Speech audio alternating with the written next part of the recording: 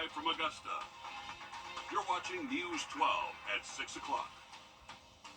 Good evening, I'm Richard Rogers. And I'm Zana Halliburton. First tonight, storms moving through our area. First Alert Chief Meteorologist Riley Hale joining us now. Riley, it's great to see the cloud cover and the rain, but what about any severe weather? Our newsroom in the last 20 minutes, Grovetown police announcing 2 arrests in a child sex abuse case.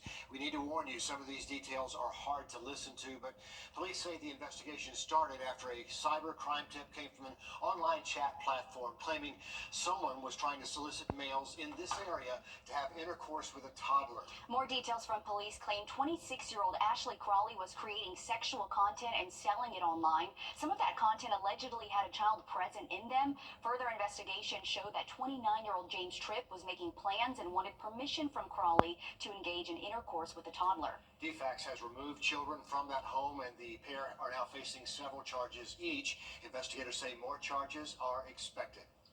Also, just into the newsroom, former AU staffer Dawn Nicole Gant was just sentenced after being accused of embezzling hundreds of thousands of dollars. She's expected to be sentenced today. She'll spend 15 years in prison on conditions that she pay restitution in full today, which is over $270,000. Dawn Gant was hired in 2015, serving as the dean's office coordinator and having full control over the dean's discretionary fund. An indictment alleges she used more than $300,000 from that account for personal gain. We have the full terms of her sentencing on our website. Well, it just As Riley mentioned earlier, rain will certainly bring some relief from the sun. We've seen temperatures hit the triple digits and given advice on how to safely enjoy the outdoors while also being aware of what heat-related illnesses look like. For those that don't have a place they can call home, being in the heat is inevitable. I met up with a couple of organizations who are coming together to give people a place to go at all times of the day. The Salvation Army Center of Hope is seeing an increase of people coming through their doors. They serve as the only overnight family shelter in the area. There are more and more mothers and children and fathers staying with us here at the Center of Hope. And so really our goal is to just let the community know that we can't do this without their support. And so while this time of year we are seeing an increase in clients, we do see a dip in donations, and we really do need the help of the community. They offer food, clothes, casework, job skills training, and a place for people to rest their heads at night. With the rising temperatures, the Center of Hope is partnering with a day shelter called the Love Center. They are helping us in shuttling our clients who don't have anywhere to go during the day. After checkout, they come pick those folks up and take them to the Love Center, and they can stay there during the day. There's AC, there's activities. The Love Center is a nonprofit organization that has been around for 8 years. Wayne Jordan says they're happy to work with the Center of Hope. We're able to stand with someone that's able to and willing to sacrifice and reach out to the people and do what's necessary to have a common goal achieved. Jordan says they work with people to help them get back into society. They provide food, counseling, Bible study, case management, and basic essentials. We try to instill in the person that is still someone that cares about them, is still someone that's going to reach out and do whatever they can that God allows them to do for you. And that is what we do here. You know, we show love. So great speaking with Mr. Jordan and Jan Elise with the Center of Hope. Certainly this is a passion for them. They really want to help. Both the Center of Hope and Love Center say they could always use donations, whether it's monetary to support their services and keep their lights on, or things like food, water, and hygiene products are always needed. They also rely heavily on volunteers, and maybe you've been looking for a way to plug into something like this. We have more ways you can help on the website, wrdw.com, and thanks in advance for doing that. Tonight we have an update from the I-Team about our investigation into a couple of convicted pool contractors, Bruce and Heather Alford. They're going to have to stay in prison. That is the word from the Georgia Appeals Court, where judges agreed with what happened 2 years ago in a Columbia County courtroom. That couple facing 27 felony counts each, 54 total related to unfinished pools. The couple pled guilty by way of an Alford plea. The name there just a coincidence, but it means they did not admit to guilt, just that there was enough evidence for the result to probably be a guilty verdict. Judge James Blanchard sentencing them to 40 years each with 15 to serve in prison. They tried to appeal, but again, the Georgia Court of Appeals says that conviction will stand. When our I-Team first started looking into Georgia line of pools, the mugshots started to pile up after we exposed the possible criminal behavior. The The search continues for Augusta's next Parks and Recreation Director. Today, during a work session, city officials recommended reopening the application due to how much time had passed since they closed it in April. So, what's holding up the process? Sydney Hood explains. It's the position leaders say is responsible for more than 70 parks and 20 facilities in Augusta, Richmond County. $14–16 million department, a lot of employees, a lot of responsibility. In addition to filling this vacancy, commissioners are grappling with picking a firm to audit the department. Commissioners say they want to check every corner of the department inside and out before hiring someone. Interim City Administrator Takia Dow says more than 58 people applied for the job the first go-round, but only 16 qualified. Those 16 will still be considered for the job when it opens back up July 1st. In the meantime, Deputy Administrator Charles Jackson handles all things Parks and Rec. Jackson laid out several challenges in the department to commissioners, including vandalism to various parks. He says recently they had to close down one of the public pools because of this. Very important for him to remain on with this new director, to walk them through, teach them everything around our county.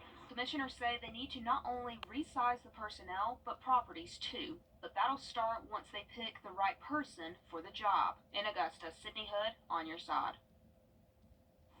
The job application closes July 31st. From there, commissioners will meet with the HR department on August 13th to move forward with picking the next director. New tonight, Congress is moving forward with a bill that could stop the Army Corps of Engineers' plans to replace the new Savannah Bluff Lock and Dam with a rock barrier running across the Savannah River. The Corps wants to replace the lock and dam with a structure that allows fish to cross, lowering the river level by about 3 feet. But that raises concern from local leaders and recreational users of the Savannah River. We are tracking this bill as it moves through Congress. Congressman Rick Allen says the bill includes language for the river levels pool to be maintained at a certain level. Service members transitioning careers can find support here at home. We show you how groups are hiring our heroes next on News 12 at 6 o'clock. And we finally do have some rain to track on our radar network, and that should continue over the next couple of afternoons, but dangerous heat will as well. We'll have that full forecast coming up. Time and temp, brought to you by your First Alert weather team. Introducing the First Alert Radar Network. With up to 10 times the resolution of other local radars and technology that can pinpoint right down to your street. First just got faster. And we are still hoping for that rain this evening. Riley, thank you. You know, for soldiers getting set to leave active duty, their next step can be uncertain when it comes to finding a job. That's why community partners are coming together to help them overcome some challenges. Elizabeth Hunter has our story.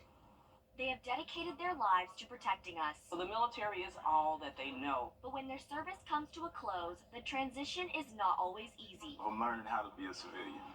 I've been in the military now for 29 years, so transitioning out of the military is a big deal for me. Leaving behind their military community comes at a price. What do I do after I've served for so many years? Not knowing what their future holds can bring anxiety, but an annual career summit hosted by Hiring Our Heroes and the Transition Assistance Program can make all the difference. We're really assisting them with preparing that resume, interview techniques, and also we're connecting them with employment opportunities. Almost 80 employers showed up to the event. Eric Eversole is the president of Hiring Our Heroes. He says there is a 40% chance a soldier will receive an offer after attending. Connecting them with employers that have jobs right now that want to hire them. In 2023, VFW reported 33% of veterans say finding a civilian job is a huge issue. Dr. Tom Clark, a retired veteran and now employer, hopes this event will benefit his fellow soldiers. So it took me a couple years to find my place. Now I'm in it, and I'm hoping to just help others. In Fort Eisenhower, Elizabeth Hunter, on your side. And by the way, the next hiring fair comes up August 27th at the Darling Hall Pavilion at Fort Eisenhower. And you can register ahead by contacting the Transition Assistance Program. But a great resource right there, quicker way to get a job. Connect in with some future careers there. Okay, from Ireland to Augusta, next in sports, Dan has the story of an AU basketball star who's found a new home right here in the River region. First Alert Radar, powered by Jim Hudson Automotive Group. Welcome to I&IB. Breaking news out of Columbia County and an update about this sexual abuse investigation we mentioned in Grovetown, claiming someone was trying to solicit males in our area to have intercourse with a toddler. Now authorities are releasing images of the accused suspects. Police claim 26-year-old Ashley Crawley was creating sexual content and selling it online. Some of that content allegedly had a child present in them. Further investigations show that 29-year-old James Tripp was making plans and wanted permission from Crawley to engage in intercourse with a toddler. DFAX has now removed children from that home, and these two are now facing several charges each. On your sideline. To sports now, for some athletes, having success can have a lot to do with their fit on the team where they're playing. As sports director Dan Booth tells us, making the trip across the Atlantic, landing here in Augusta, was the best thing for one AU basketball star. At 16 years old, Maximilian Madison moved from Dublin, Ireland to New York City with hopes of following his dreams on the basketball court. I'm thankful to have a lot of friends that care for me and told me, you're tall, so you should play basketball. And I said, okay, let's do it. The 6'10" center spent time at the University of Pittsburgh and the University of St. Bonaventure before finding his home away from home at AU. He had a great line on his visit when he said, I said something about working hard. He goes, I continue to work hard because I must not have been good enough to play at the places I was at before. Didn't blame a coach, didn't blame the meal plan, didn't blame anything. So I knew then he was made of something. With Dip, he will always give you some form of freedom in a way to, be yourself. And that's one thing I love about this system. His work ethic and attention to detail makes him a perfect fit for Dip and the Jags. He averaged the most rebounds of anybody I've coached in my 20 years. And I would say this, I've had a lot of bigger guys. He's the hardest working guy over 6'8" that I've had. Sticking to it, just, chopping wood, carrying water each and every day, doing the same, good stuff, and good results will come out of it. Being an international player living in Augusta is something Madison takes a lot of pride in. The number is slowly growing, but I'm one of few that play basketball in the States, let alone, live in America for, sports or anything. It is, good to share different cultures and share different experiences with people because, some people might never ever get to go to Ireland, so yeah, it's good to, tell people about where I'm from. Reporting in Augusta, Dan Booth, on your side. All right, thank you for that, Dan. Remember, for the weekend, we are going to stay hot, humid. There will be the opportunity for maybe a few afternoon thunderstorms. Another quick look at radar and that 7-day just after the break.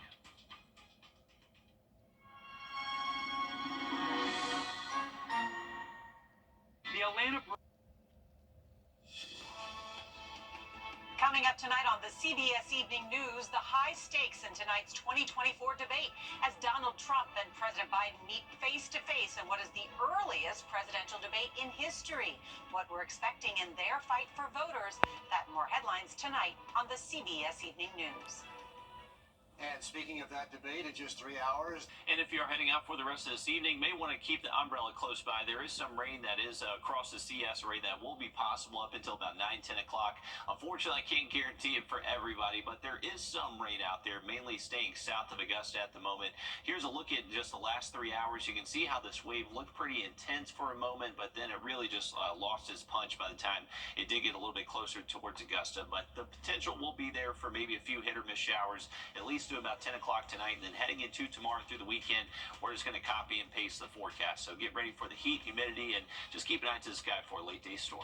Our next live update, 7 o'clock over on 26 News. And then join us back on News 12 at 11.